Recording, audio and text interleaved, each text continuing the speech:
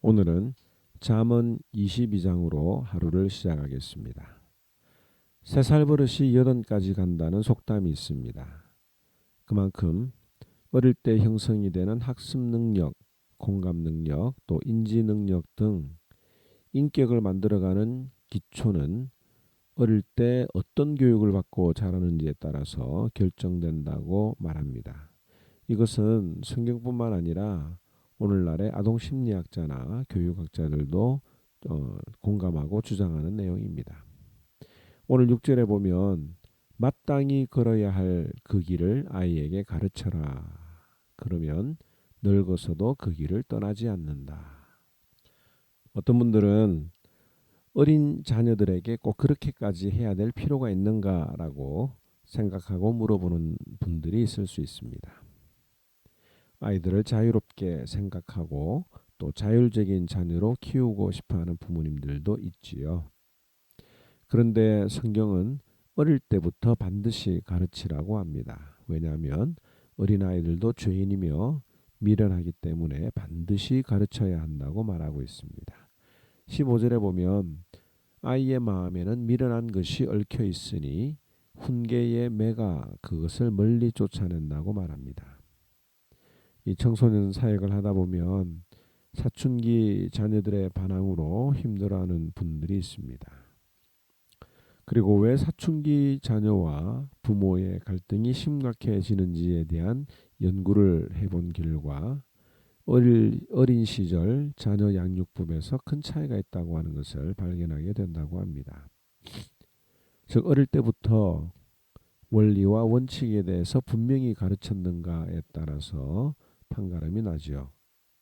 예를 들면 어릴 때 자녀들을 자율적으로 방임한 경우, 즉 왕처럼 대우하고 또 자녀들의 길을 살리기 위해서 잘못해도 치지 않는 야단을 받지 않는 아이들을 한번 생각해 보시기 바랍니다.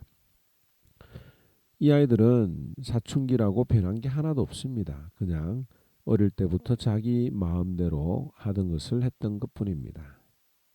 그런데 부모의 태도가 바뀐 거죠.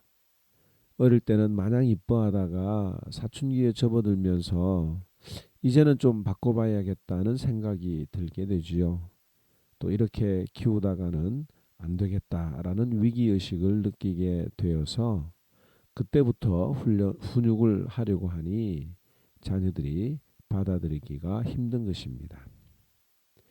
만약에 어릴 때 자유롭게 키웠다면 끝까지 그렇게 키워주는 것이 더 나을지도 모르겠습니다. 그러나 그것은 어떤 결과를 낳게 될지 모르는 위험한 도박이라고 볼 수 있죠. 반면에 어릴 때부터 일정한 규칙과 원리로 훈육을 받은 아이들은 사춘기가 되어도 어릴 때 형성된 그 범위를 크게 벗어나지 않습니다. 그래서 어릴 때는 야단치고 훈육하던 일들이 많았지만 아이들이 크면서 그 일들이 점점 줄어들게 되는 겁니다. 또 그 범위를 벗어난다 하더라도 훈육받는 것이 익숙하기 때문에 금방 돌아올 수 있는 가능성이 크다고 볼 수 있습니다. 신명기 6장에 있는 쉐마 들으라고 하는 이 말씀을 우리는 명심해야 합니다. 신명기 6장 6절에 오늘 내가 너에게 명하는 이 말씀을 너는 마음에 새기고 내 자녀에게 부지런히 가르치며 집에 앉았을 때에든지 길을 갈 때에든지 누워 있을 때에든지 일어날 때에든지 이 말씀을 강론할 것이며 또 너는 그것을 손목에 매어 기호를 삼으며 내 미간에 붙여 표를 삼고 또 내 집 문설주와 바깥문에 기록할지니라고 말합니다. 그러므로 이 자녀들의 신앙 교육을 가장 최우선으로 생각하는 부모가 지혜로운 자라고 볼 수가 있습니다. 그렇다면 오늘 이 성경에 말하고 있는 마땅히 걸어야 할 그 길이 무엇일까요? 1절에 보면 많은 재산보다도 명예를 택하는 것이 낫고 은이나 금보다는 은총을 택하는 것이 낫다. 무엇을 소유하느냐라고 하는 것보다는 어떤 사람이 되느냐를 선택할 줄 아는 자가 되도록 하는 것입니다.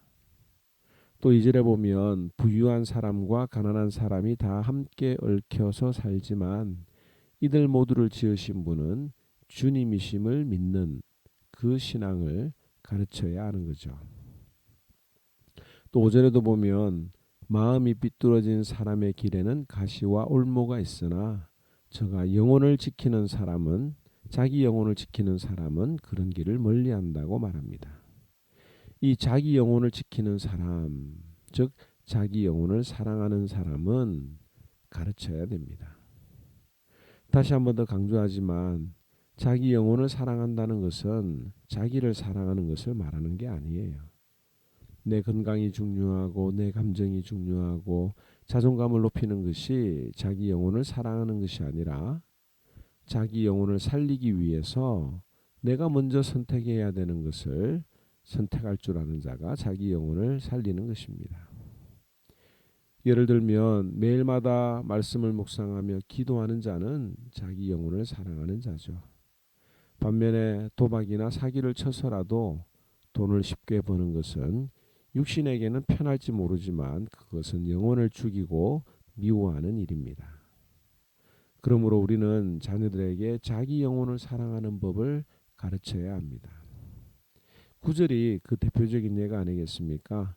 남을 잘 보살펴주는 사람이 복을 받는 것은 그가 자기의 먹거리를 가난한 사람에게 나누어 주기 때문이다. 또 11절에 보면 깨끗한 마음을 간절히 바라며 덕을 끼치는 말을 하는 사람은 왕의 친구가 된다. 또 17절에 보면 귀를 기울여서 지혜 있는 사람의 말을 듣고 나의 가르침을 너의 마음에 새겨라. 그것을 깊이 간직하며 그것을 모두 너의 입술로 말하면 너에게 즐거움이 된다고 이야기를 합니다. 바로 이 마음, 깨끗한 마음, 또 가르침을 너희 마음에 새기라고 이야기를 하고 있죠. 이것이 바로 자기 영혼을 사랑하는 법입니다. 오늘 우리는 이 말씀을 기억하면서 아이들에게 마땅히 걸어야 할 길을 가르치고 있는가 한번 돌아보시기 바랍니다. 그것은 자기 영혼을 사랑하고 그 길을 걷는 것입니다.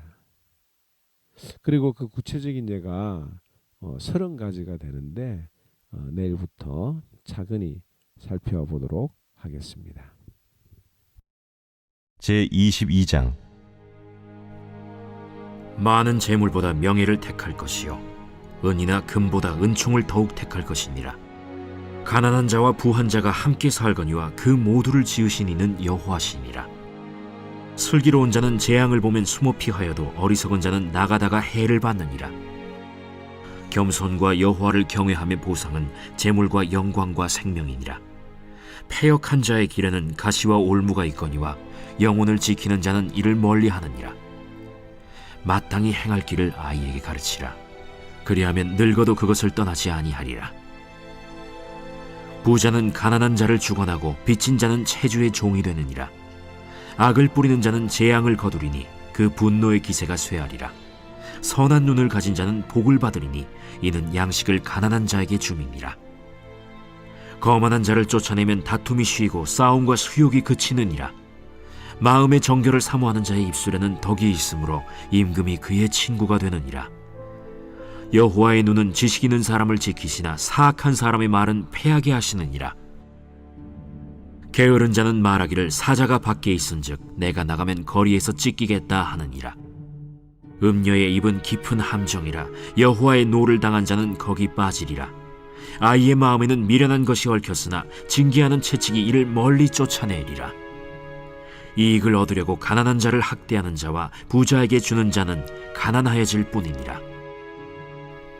너는 귀를 기울여 지혜 있는 자의 말씀을 들으며 내 지식에 마음을 둘지어다. 이것을 내 속에 보존하며 내 입술 위에 함께 있게 함이 아름다우니라.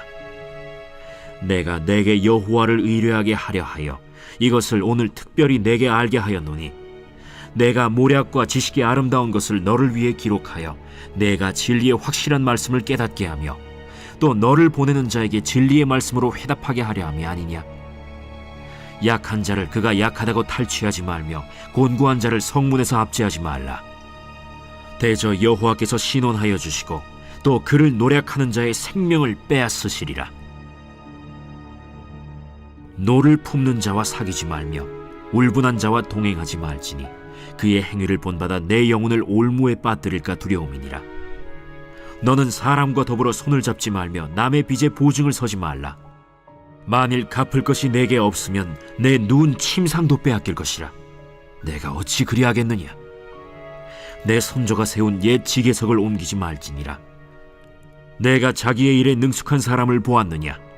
이러한 사람은 왕 앞에 설 것이요 천한 자 앞에 서지 아니하리라.